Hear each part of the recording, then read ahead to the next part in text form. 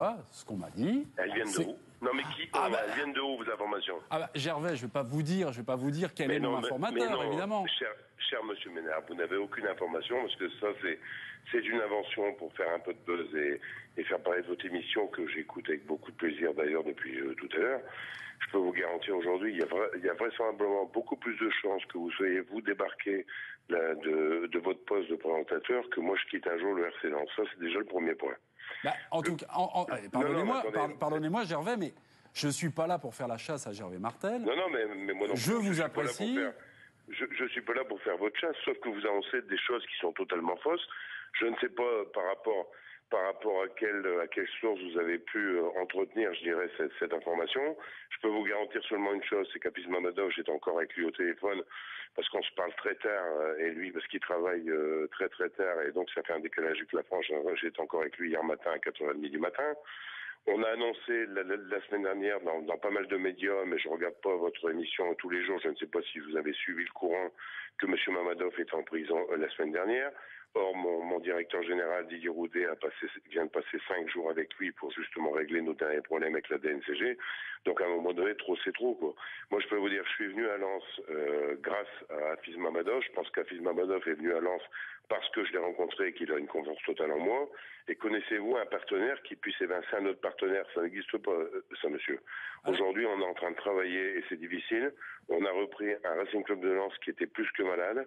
On a réussi à le remonter en L1 et on y sera à partir de mardi. Laissez-nous travailler tranquillement. Mais je ne vous souhaite pas de mal, Gervais Martel. Mais j'ai dit ça, cher monsieur. Non, je ne vous souhaite pas de mal. Le 6 juillet dernier, dans l'équipe, comment expliquez-vous que Hafiz Mamadov, et je vais citer, au regard des événements survenus à RC Lens, je suis fortement enclin à procéder à des changements au sein du management. Monsieur Ménard, vous êtes dans un groupe qui s'appelle le groupe Amaury, dans lequel il y a des journalistes de l'équipe, vous en avez un brillant autour de vous qui s'appelle, et que je connais très bien, qui s'appelle monsieur Étienne Moati. Donc j'ai fait une conférence de presse après ce communiqué d'Hafiz Mamadov où j'ai expliqué ce qu'il voulait dire par management. Dans cette conférence de presse, un journaliste qui s'appelle Luc Agege, qui fait partie de votre groupe, m'a posé toutes les questions nécessaires et donc le journal de l'équipe était présenté. Vous auriez dû relire ce qui a été dit par M. Agege, qui est votre collaborateur. Je vais vous donner la réponse. Vous avez un secrétaire. Je peux vous couper parce que j'ai relu l'article juste avant de rentrer en plateau.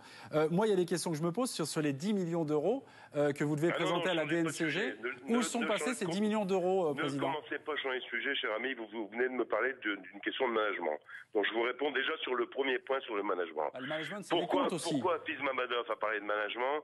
Il a parlé de la façon dont les clubs sont managés en France par rapport à un certain nombre de contraintes que nous avons, que moi je respecte, parce que ça fait 25 ans. J'espère que vous aurez un jour cette expérience-là à l'équipe dans votre émission. Mais 25 ans de président, je sais comment fonctionne la DNCG, puisque j'étais à son origine avec Noël Le Graët. La DNCG, c'est difficile à comprendre quand on est à l'extérieur, quand on investit dans d'autres pays que le football, et c'est ça que M. Mamadov a eu du mal à comprendre. Parce qu'il fonctionne pas comme ça avec l'Atlético de Madrid, dont il est sponsor, avec Sheffield United, peut-être s'il rentre aujourd'hui dans Sheffield United. Il a simplement expliqué qu'il avait des difficultés à comprendre le management. Vous faites un amalgame déjà en disant, pas de problème, demain, Martel va être remplacé, mais il n'y a que vous qui faites cet amalgame. En plus, ce communiqué... Non, pardonnez-moi, je ne fais pas un amalgame par rapport à ça. Je suis désolé, j'ai eu un informateur qui m'a annoncé que c'était acté. On m'a même dit qu'il y avait une deuxième cellule qui travaillait pour la reprise dans votre dos. Alors, je suis désolé. Si on peut dire les choses... Mais bien sûr, moi, je ne lance pas, Monsieur Martel, vous n'avez donné aucune information concrète sur ce que vous venez de dire. Moi, je peux vous garantir que Hafiz Mamadov, encore une fois, était encore avec moi hier au téléphone. On est en contact permanent. Je peux vous garantir que mardi, quand on va passer à la DNCG, on va remettre le club en première division. Puis en plus, je vais vous dire, quand vous faites des titres sur votre émission, mais je comprends que vous avez besoin de gagner un peu d'audience, marquez Adieu Martel. Écoutez, c'est un manque de respect pour ma personne. Et je peux vous dire qu'il y en a beaucoup qui manquent de respect depuis quelques jours par rapport à ma personne. Et moi, je vais pas ici dire, je réfléchis s'il y aura des actions, mais j'aurai un certain nombre d'actions. Je ne sais pas à votre compte ou d'autres, mais par rapport à d'autres, très certainement, parce que c'est insupportable.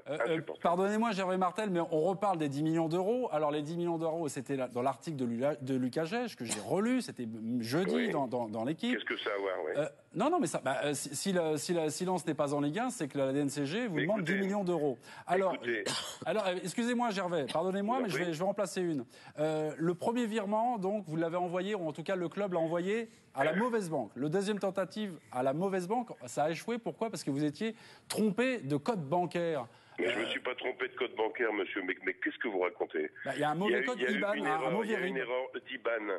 Vous savez ce que c'est qu'un numéro d'IBAN? Oui, j'ai fait des paiements par Internet et des virements. Il y a eu une erreur d'IBAN dans le virement, ce qui fait qu'il n'est pas arrivé. Maintenant, si ce soir, vous m'avez fait attendre jusqu'à minuit et demi pour me demander si les 10 millions sont arrivés, ça ne vous regarde pas. Je passerai mardi à la DNCG de manière très sereine. Je passerai mardi à la DNCG et je dirai aux gens de la DNCG, pour qui j'ai un plus profond respect, l'organisation du club pour l'année prochaine en L1. Donc, écoutez, branchez-vous à partir de 14h mardi et vous pourrez faire une belle mardi soir pour savoir si les 10 millions sont arrivés ou pas arrivés. Ça, ce sont des relations entre deux actionnaires qui sont Gervais Martel et Hafiz Mamadov, des relations par rapport à un organisme qui est respectable, qui s'appelle la DNCG, et aussi par rapport à un pays qui est très respectable, qui s'appelle l'Azerbaïdjan. Moi, j'ai un rôle, c'est d'essayer de rassembler tout le monde, et vous verrez que mardi, à partir de mardi, tout sera rassemblé, les supporters de Lens et tous ceux qui aiment ce club, et croyez-moi qu'il y en a beaucoup, seront contents de le retrouver au niveau de la Ligue première. Gervais Martel, on adore ce club, et lundi, est-ce que Antoine Combaré sera d'ores et déjà de retour à l'entraînement? Est-ce que vous pouvez nous l'annoncer ce soir? Je n'ai pas à vous répondre par rapport à Antoine Combaré. Vous m'avez fait venir sur cette émission en disant que j'allais être viré. Mais vous n'avez pas non, Gervais Martel, je ne vous ai pas. Je ne vous ai pas fait venir. C'est votre attaché de presse qui m'a demandé de vous inviter. Je vous invite et voilà, c'est tout. C'est pas moi qui. Heureusement, vous m'invitez. Et maintenant, vous allez me demander si ma grand-mère a les oreillons, si ça ou ça. Écoutez, excusez-moi, je vous parle de votre coach. Excusez-moi, Gervais Martel, je vous parle de votre coach. L'équipe a repris la rentrée des classes, c'est le 30 juin. Ça fait 12 jours. Et 12 jours, il n'y a toujours pas de coach. Alors, je suis désolé, je ne vous parle ni de votre grand-mère. C'est pas vous qui gérez Antoine Combaré. Occupez-vous déjà de gérer ce que vous avez à faire. Vous verrez bien mardi quand Lens sera en L1. C'était pas le sujet de votre émission. Votre émission, c'est le sujet de l'émission. Vous nous avez rassuré. Pour vous, c'est ce que vous avez annoncé avec un site en ligne. Vous avez annoncé ça depuis 17h ce soir. Je vous ai répondu. Je suis désolé pour vous. Vous aurez encore à me supporter. Heureusement, il me reste quelques amis quand même dans les médias, plus que vous ne croyez. Vous aurez encore à me supporter beaucoup dans les semaines, dans les mois à venir. Gervais Martel, ce n'était pas contre vous. Voilà, je vous souhaite bon courage et je vous souhaite de tout cœur de rester au RC Lens. Mais les informations que j'ai eues, laissez-moi parler simplement. Vous les vérifiez et vous me donnerez vos sources. Et moi, je vous souhaite longue vie à l'équipe TV. Merci beaucoup, Gervais. Soirée, messieurs, au revoir. Merci, Gervais. Très bonne soirée à vous. Allez, on va passer au top et flop. Ah, quelle ambiance. Au top et flop. Avec côté, je sais pas. Voilà. Espérons que ça se passe bien. Espérons que ça se passe bien. Oui, bien sûr, bien évidemment. Les top et flop, les amis, donc les top et flop, c'était sur...